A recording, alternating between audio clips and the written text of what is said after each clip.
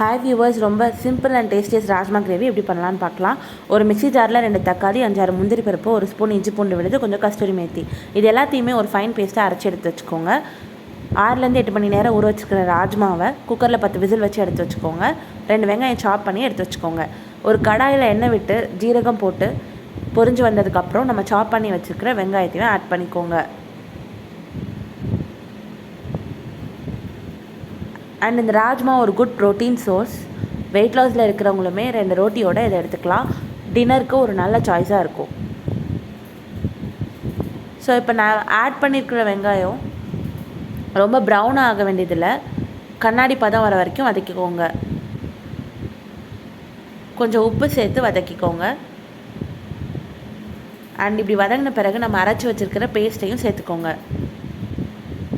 மசாலா கொஞ்சம் குக் ஆகட்டும். அதுக்கப்புறம் தேவையான மஞ்சள் தூள், 1 ஸ்பூன் காஷ்மீர் மிளகாய்த்தூள், 1 ஸ்பூன் தனி மிளகாய்த்தூள், 1 ஸ்பூன் கரம் மசாலா, 2 ஸ்பூன் தனியாத்தூள், இது எல்லாத்தையுமே ஆட் பண்ணிக்கோங்க.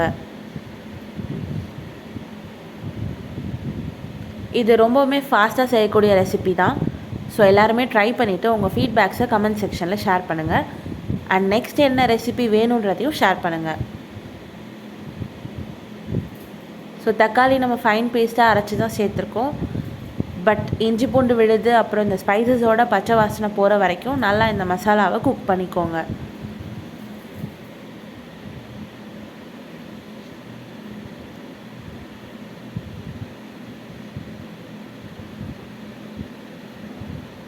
இந்த மசாலா நல்லா குக் ஆனதும் நம்ம வேக வச்சுருக்கிற ராஜ்மாவையும் அந்த வேக வச்ச தண்ணியோட இதில் சேர்த்துக்கலாம்.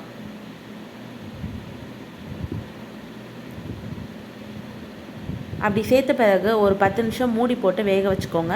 ஸோ ராஜ்மா மசாலாவோட சேர்ந்துடும். திக் கன்சிஸ்டன்சி வந்த பிறகு நறுக்கின கொத்தமல்லி, 1 ஸ்பூன் நெய் விட்டு இறக்கிக்கோங்க. அவ்வளோதான், நம்ம ராஜ்மா கிரேவி ரெடி. வேறு ஒரு இன்ட்ரெஸ்டிங்கான வீடியோவில் மீட் பண்ணுறேன். தேங்க்யூ ஃபார் வாட்சிங்.